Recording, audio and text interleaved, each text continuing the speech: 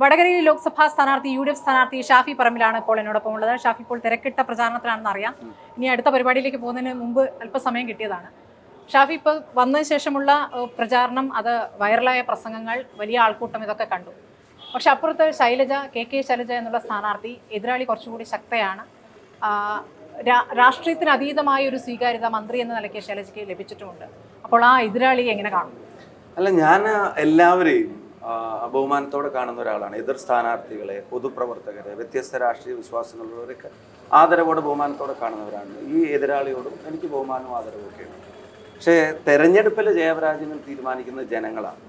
ഞാൻ വിശ്വസിക്കുന്നത് എതിർ സ്ഥാനാർത്ഥിയുടെ ശക്തി അശക്തിയേക്കാൾ കൂടുതൽ ഞാൻ വിശ്വസിക്കുന്നത് ജനങ്ങളുടെ ശക്തിയിലാണ്. ഇപ്പോൾ പാലക്കാട് കഴിഞ്ഞ തെരഞ്ഞെടുപ്പ് വന്നപ്പോഴും എല്ലാവരും പറഞ്ഞു ഭയങ്കര കരുത്തനായിട്ടുള്ള സ്ഥാനാർത്ഥിയാണ്. പ്രധാനമന്ത്രി നേരിട്ട് പ്രചരണത്തിന് വന്നു, അമിത്ഷാ നേരിട്ട് പ്രചരണത്തിന് വന്നു. അവരൊക്കെ അവിടെ വന്ന് പ്രഖ്യാപിച്ചു അദ്ദേഹം ജയിക്കുമെന്ന്. ഓഫീസ് വരെ തുറക്കും എന്നുള്ള പ്രഖ്യാപനം പോലും ഉണ്ടായി. അപ്പം ആ പ്രഖ്യാപനം നടന്നപ്പോഴും എൻ്റെ വിശ്വാസം പാലക്കാട്ടെ ജനങ്ങളിലായിരുന്നു. ആ വിശ്വാസത്തിലാണ് അവിടുന്ന് ജയിച്ചു വരാൻ കഴിഞ്ഞത്. വടകരയിലും ഞാൻ വിശ്വസിക്കുന്നത് ഈ ജനങ്ങളിലാണ്. ഇപ്പം ഞാനിവിടെ സ്ഥാനാർത്ഥിയായി വന്നത് മുതൽ താങ്കൾ സൂചിപ്പിച്ച, പക്ഷേ ഞാൻ വരുന്നതിന് മുമ്പ് തന്നെ ഇങ്ങനെ സ്ഥാനാർത്ഥിയാവും എന്ന അഭ്യൂഹം നിങ്ങൾ ഉൾപ്പെടെ പുറത്തു വരുന്ന ആ സമയം തൊട്ട് ഇപ്പോൾ നമ്മളിരിക്കുന്ന സെക്കൻഡ് വരെ എനിക്ക് ഇവിടുന്ന് കിട്ടിക്കൊണ്ടിരിക്കുന്നത് ഭയങ്കര എൻകറേജ്മെൻറ്റും ഒരു കറകളഞ്ഞ സ്നേഹവുമാണ്. അത് ഇവിടെ ജയിക്കാൻ പര്യാപ്തമായ തരത്തിലുള്ള ഒരു കോൺഫിഡൻസ് എനിക്ക് നൽകുന്നുണ്ട്. അപ്പം എതിർ സ്ഥാനാർത്ഥികളോടുള്ള എല്ലാ ആദരവും വെച്ച് പുലർത്തുമ്പോൾ തന്നെ വടകരയിലെ ജനങ്ങളുടെ വിശ്വാസം കൊണ്ട് ഞാൻ പറയുന്നു, ഞങ്ങൾ വടകര നല്ല ഭൂരിപക്ഷത്തോടെ നിലനിൽക്കും. ഈ കോൺഗ്രസിൽ ബാക്കി എല്ലാവരും സിറ്റിംഗ് MP-മാരാണ്. അങ്ങനെ അല്ലാത്ത ഒരാൾ ഷാഫി മാത്രമേ ഉള്ളൂ. അപ്പോൾ കുറച്ചുകൂടി ഉത്തരവാദിത്വം ഏൽപ്പിച്ചിരിക്കുന്നു പാർട്ടി. അങ്ങനെ ഒരു വലിയ പോരാളിയായി തന്നെ അവതരിപ്പിച്ചിരിക്കുകയാണ്. അപ്പോൾ ഉത്തരവാദിത്വം കൂടുതലല്ലേ? ഉത്തരവാദിത്വവും കൂടുന്നു, ഗൗരവമേറിയ ഒരു ഉത്തരവാദിത്വമാണെന്ന് തിരിച്ചറിയുന്നു. എനിക്ക് ആദ്യം ഇങ്ങനെ ലോക്സഭയിലേക്ക് മത്സരിക്കേണ്ടി വരും എന്ന് പെട്ടെന്നാണല്ലോ എന്നോട് കമ്മ്യൂണിക്കേറ്റ് ചെയ്യുന്നത്.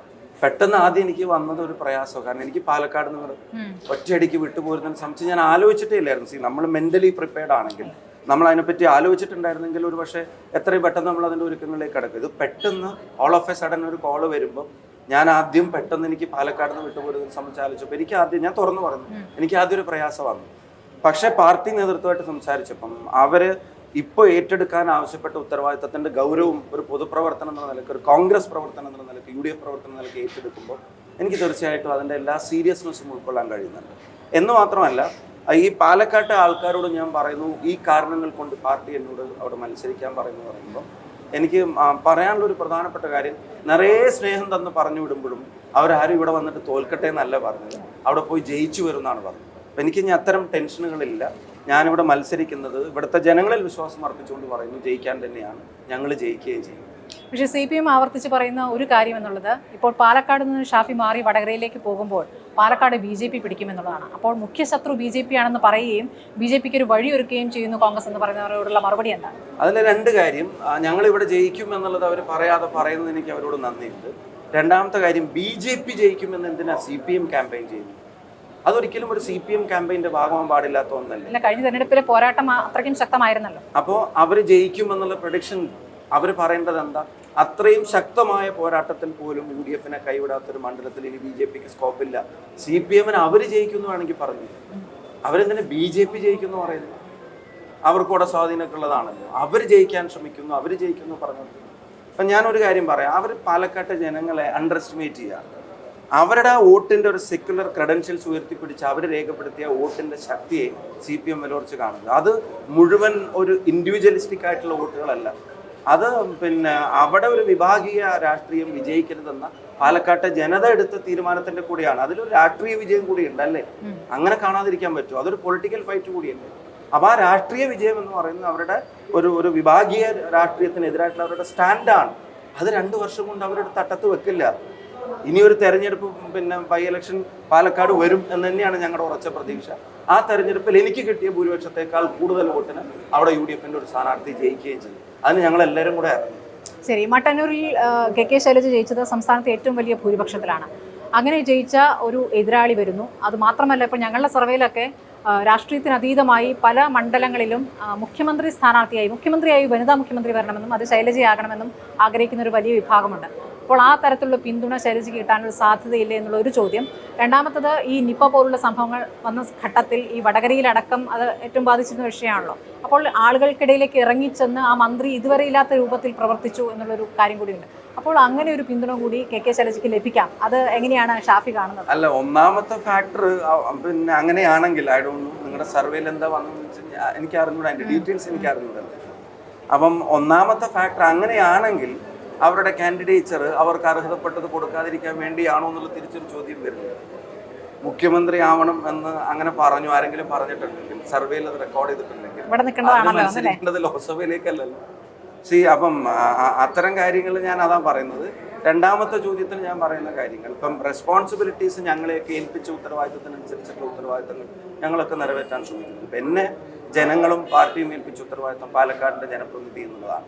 ആ ഉത്തരവാദിത്തം സാമാന്യം നന്നായി തന്നെ ചെയ്യാൻ കഴിഞ്ഞിട്ടുണ്ടെന്നാണ് എൻ്റെ വിശ്വാസം. 3 മുഖ്യമന്ത്രിമാരുണ്ടായിരുന്ന ജില്ലയാണ് പാലക്കാട്. EMSൻ്റെ ജില്ല, നായനാരുടെ ജില്ല, VS അച്യുതാനന്ദനെ പോലുള്ള 3 അതിപ്രഗത്ഭന്മാരായ മുഖ്യമന്ത്രിമാർ ഞങ്ങളുടെ ജില്ലയിൽ നിന്നുണ്ടായിട്ടുണ്ട്. ആ ജില്ലയിലേക്ക് അവിടുത്തെ സാധാരണക്കാരൻ്റെ പാവങ്ങൾക്ക് ഇന്നലെ ഉദ്ഘാടനം ചെയ്ത സർക്കാർ മെഡിക്കൽ കോളേജ് അനുവദിച്ചത് എനിക്ക് പാലക്കാട്ടെ ജനങ്ങൾ നൽകിയ അവസരത്തിലാണ്, ഉമ്മൻചാണ്ടി സാർ ഗവൺമെൻറ്റിൻ്റെ കാലത്താണ്. അപ്പം ലഭിച്ച അവസരത്തിൽ തിരഞ്ഞെടുത്ത ജനങ്ങളോട് ചെയ്യേണ്ടത് ചെയ്യാൻ ഞങ്ങളാരും വീഴ്ചകൾ കാണിച്ചിട്ടില്ല. അപ്പോൾ അത് ചർച്ചയാവുമ്പോൾ ജനങ്ങളിലേക്ക് ഇറങ്ങുമ്പോൾ അക്കാര്യത്തിൽ ഒരു കോൺഫിഡൻസ് കുറവില്ല. ആ ഫൈറ്റ് ഇതിനെ ഞാനൊരു രാഷ്ട്രീയ പോരാട്ടം കൂടിയായിട്ട് കാണുന്നു. അതുകൊണ്ട് തന്നെ വടകരയിൽ അങ്ങനെ ഒരു ആത്മവിശ്വാസക്കുറവില്ല. ജനങ്ങളെ സമീപിക്കുമ്പോൾ അത് അനുഭവപ്പെടുന്നുമില്ല. ശരി, ഇപ്പോൾ CA വിജ്ഞാപനം ഇറങ്ങി കഴിഞ്ഞിരിക്കുകയാണ്. അപ്പോൾ സമരമുഖത്താണ് LDF ആയാലും UDF ആയാലും. പക്ഷേ CA കേരളത്തിൽ നടപ്പാക്കില്ല എന്ന് പിണറായി വിജയൻ പ്രഖ്യാപിക്കുന്നു. കുറച്ചുകൂടി ഈ വിഷയത്തിൽ ഇടതുപക്ഷം കാണിക്കുന്ന അത്രത്തോളം ആർജവത്തോടു കൂടിയുള്ള നിലപാട് UDF എടുക്കുന്നുണ്ടോ എന്ന് സംശയമുണ്ട്. അതിനോട് എന്താണ് പറയാനുള്ളത്? ആ സംശയം ഡെവലപ്പ് ചെയ്യിപ്പിക്കുന്ന ഒരു നെറേറ്റീവാണ്, അത് ഇന്റൻഷനലാണ്. അതങ്ങനെ ഒരു പെർസെപ്ഷൻ ക്രിയേഷന് വേണ്ടി ശ്രമിക്കുകയാണ്. CA കേരളത്തിൽ നടപ്പിലാക്കില്ല എന്ന് മുഖ്യമന്ത്രി പറയുന്നു. കേന്ദ്ര ഗവൺമെൻറ് അതിൻ്റെ വെബ്സൈറ്റ് തുറന്നു കഴിഞ്ഞു, അതിൽ ആപ്ലിക്കേഷൻ സ്വീകരിച്ചു കഴിഞ്ഞു. അവിടെ കേരളത്തിൽ ആർക്കെങ്കിലും അപേക്ഷ കൊടുക്കണമെങ്കിൽ കൊടുക്കാതിരിക്കുന്നത് തടയാൻ നമുക്ക് കഴിയും. കേരളത്തിൽ ആ വെബ്സൈറ്റിൽ അപേക്ഷ സ്വീകരിക്കാൻ പാടില്ലാത്ത മാനദണ്ഡങ്ങൾ വെച്ച ഒരാളെ കൊണ്ട് അപേക്ഷ സ്വീകരിപ്പിക്കാൻ കേരളത്തിലെ ഗവൺമെന്റിന് സാങ്കേതികമായി സാധിക്കില്ലായിരിക്കും, പക്ഷേ ഒരു നയം എന്ന നയമല്ല, അത് വാക്കുകൊണ്ട് ആളുകളുടെ കൂടെ നിൽക്കാൻ ശ്രമിക്കുന്നു എന്നുള്ളത് ഞാൻ ഒരു ചെറിയ സംശയം ചോദിച്ചു. ആ കേസ് കേസ് എടുക്കില്ല എന്ന് ആദ്യം പറഞ്ഞത് ഈ പറഞ്ഞ ആൾ തന്നെയല്ല. ആദ്യം കേസ് എടുക്കില്ല എന്ന് പറഞ്ഞു. 2 കേസ് പിൻവലിക്കുമെന്ന് പറഞ്ഞത് ഇതേ ആൾ തന്നെ. 3 ഇപ്പം അവർ തന്നെ പറയുന്നത്. അതൊരു ലെങ്തി പ്രോസസ്സാണ്. 2019 തൊട്ട് 24 എത്തി നിൽക്കുമ്പോഴും ഈ CA സമരത്തിൽ സമാധാന സമരം നടത്തിയ ആളുകൾ പൊതുമുതൽ നശിപ്പിച്ചവരല്ല, അസംബ്ലി തല്ലിപ്പൊളിച്ചവരല്ല.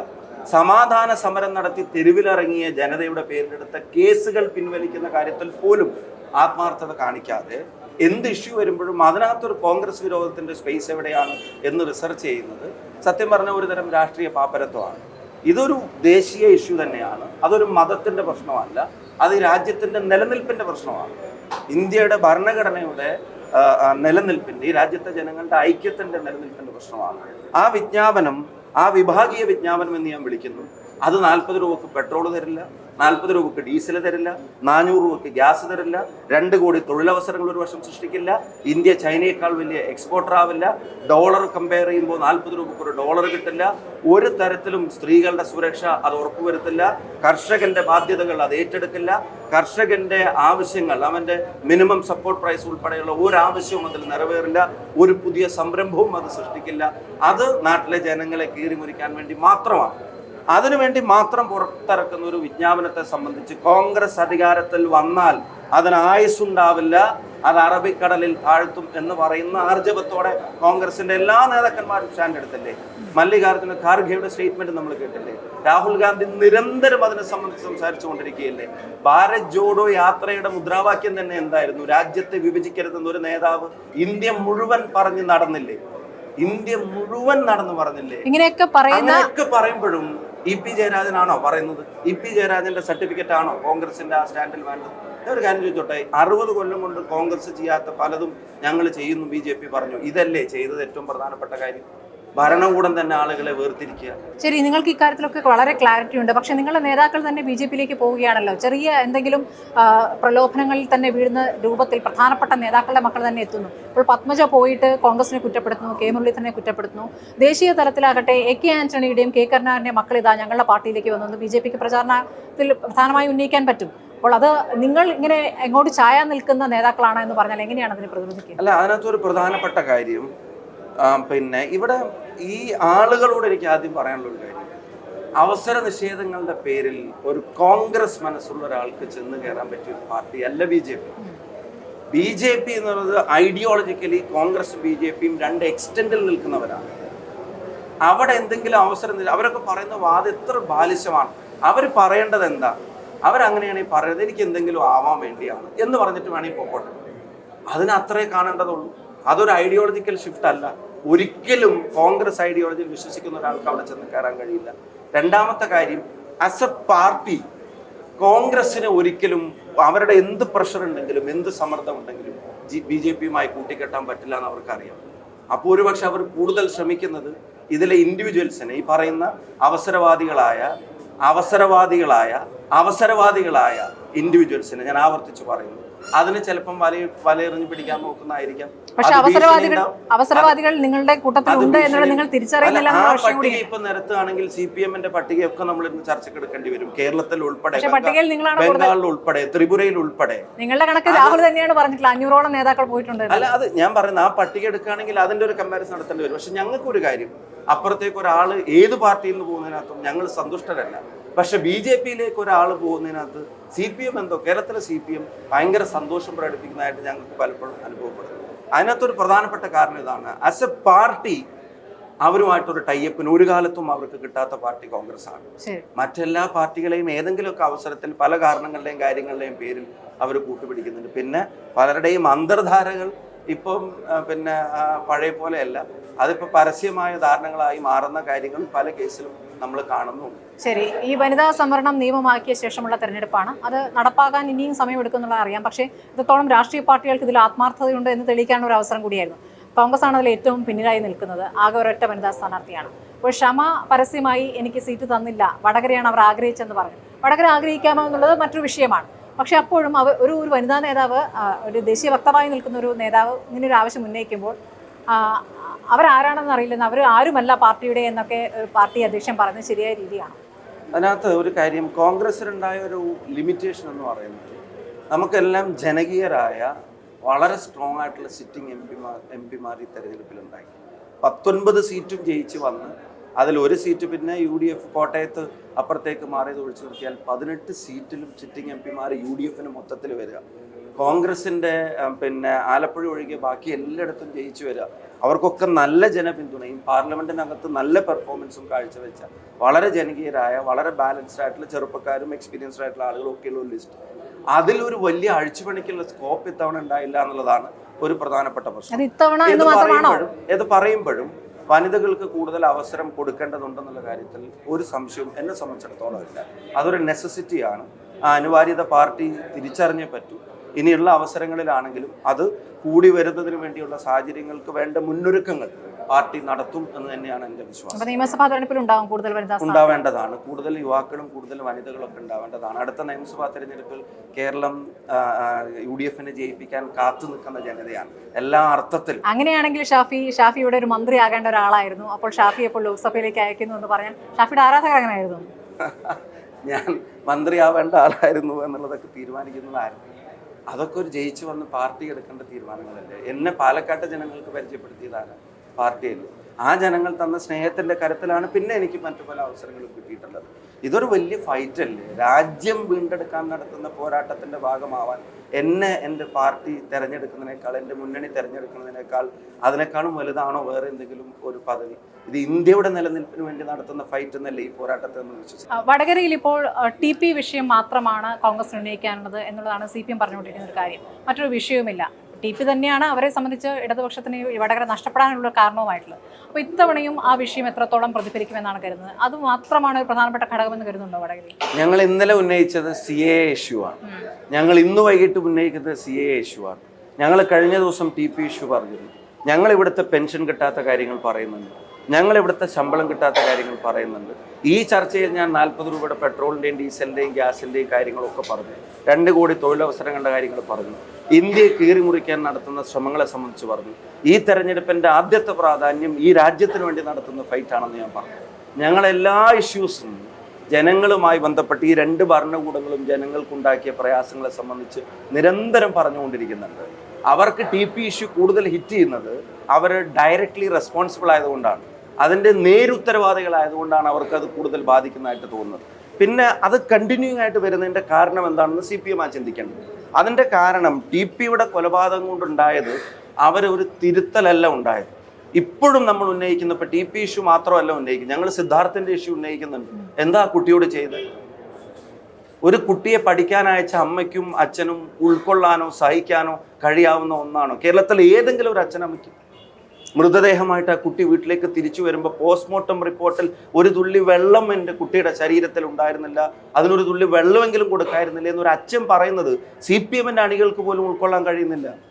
അപ്പം അതിൻ്റെ കാരണം, ആ ഇഷ്യൂ പിന്നെയും ചർച്ചയായിട്ട് വരുന്നതിൻ്റെ കാരണം ഇവരോടൊരു പ്രോ കില്ലേഴ്സ് സ്റ്റാൻഡാണ്.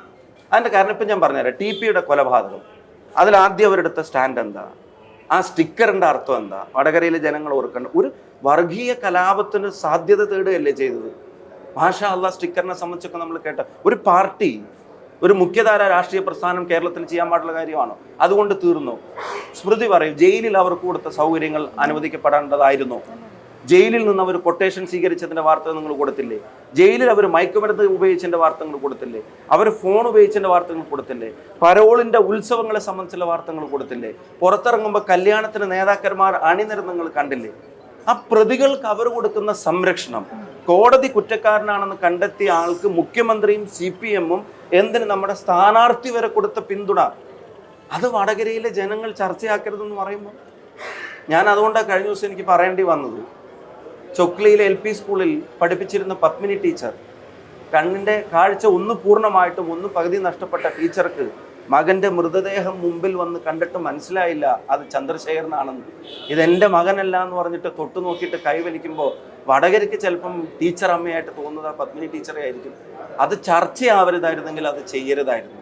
ഇനി ചെയ്ത ശേഷം അത് തിരുത്തണമായിരുന്നു. പകരം അപ്പോഴും പ്രതികൾക്കാണ് സംരക്ഷണം കൊടുത്തത്. അവരുടെ ഉറപ്പെല്ലാം ആ പ്രതികൾക്ക്. അവർ ജയിലിൽ പോയി കണ്ടത് ആരൊക്കെയാ സ്മൃതി? അപ്പോൾ അത് ഈ നാട് ചർച്ച ചെയ്യരുതെന്ന് പറഞ്ഞാൽ ഞാൻ വിചാരിച്ച ചർച്ചയാക്കാതിരിക്കാൻ കഴിയില്ല. കാരണം അവർക്ക് ഇപ്പം ഞങ്ങൾക്ക് എല്ലാവർക്കും നിരന്തരം ബോധ്യപ്പെടുന്നു, മരിച്ചുപോയ TPയേക്കാൾ ശക്തനാണ് ഇവർ കൊല ചെയ്ത് TP. കൊല്ലാം പക്ഷെ തോൽപ്പിക്കാനാവില്ല എന്നൊക്കെ ചുമരിൽ വെറുതെ എഴുതിയിടുന്നതല്ല, ഇവിടെ അത് ജീവനുള്ളൊരു യാഥാർത്ഥ്യമാണ്. തീർച്ചയായും. അതുകൂടാതെ ഇപ്പോൾ വടകരയിൽ ന്യൂനപക്ഷത്തിന് സ്വാധീനമുള്ള ഒരുപാട് മേഖലകളുണ്ട്. അത് ഷാഫി പറമ്പിൽ എന്ന പേരായതുകൊണ്ട് തന്നെ ഷാഫിക്ക് ഗുണം ചെയ്യുമെന്ന് കരുതുന്നുണ്ടോ? എന്നെ അങ്ങനെ ഒരു കമ്പാർട്ട്മെന്റിൽ ആക്കരുത്. ഞാൻ ജയിച്ചു വന്ന പാലക്കാട് കോൺസ്റ്റിറ്റ്യുവൻസിയുടെ ഡെമോഗ്രാഫി നിങ്ങൾക്കെല്ലാം, ഞാൻ അങ്ങനെ ഒരു മതത്തിന്റെ പേര് പറഞ്ഞ് വോട്ട് പിടിക്കുന്ന ആളോ അല്ലെങ്കിൽ ആ ഒരു പേരിന്റെ ലേവൽ കൊണ്ട് മാത്രം പൊതുപ്രവർത്തനം നടത്തുന്ന ആളോ ആണ്. ഞാൻ എല്ലാ മതങ്ങളെയും ബഹുമാനിക്കുകയും എല്ലാ വിശ്വാസങ്ങളെയും ചേർത്ത് പിടിക്കുകയും ചെയ്യുന്ന ഒരാൾ തന്നെയാണ്. എനിക്ക് പൊതുപ്രവർത്തനം എന്നുള്ള നിലക്ക് KSU തുടങ്ങിയ തൊട്ട് ഈ സെക്കൻഡ് വരെയും എനിക്ക് എന്നെ സംബന്ധിച്ച് ഞാൻ പറയാവുന്ന എൻ്റെ ഏറ്റവും വലിയ ആത്മവിശ്വാസം, ഒരിക്കലും കമ്മ്യൂണലായി ചിന്തിക്കുന്ന ഒരു അവസ്ഥ ഉണ്ടായിട്ടില്ല എന്നുള്ളത് തന്നെയാണ്. അത് ഇനിയും ഉണ്ടാവില്ല.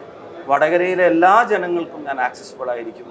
വടകരയിലെ എല്ലാ വിശ്വാസികളെയും, മതമുള്ളവനെയും മതമില്ലാത്തവനെയും ചേർത്ത് പിടിക്കുന്ന ഒരു ജനപ്രതിനിധിയായിട്ട് ഞാൻ പ്രവർത്തിക്കും.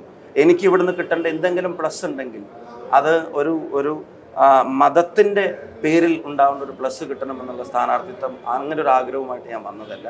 എനിക്ക് എന്തെങ്കിലും പ്ലസ് വടകരയിൽ നിന്ന് കിട്ടണമെങ്കിൽ അത് മതേതരത്വത്തിൻ്റെ പ്ലസ് കിട്ടണമെന്നുള്ള ആഗ്രഹം കൊണ്ട് വന്ന ഒരാളാണ് ഞാൻ.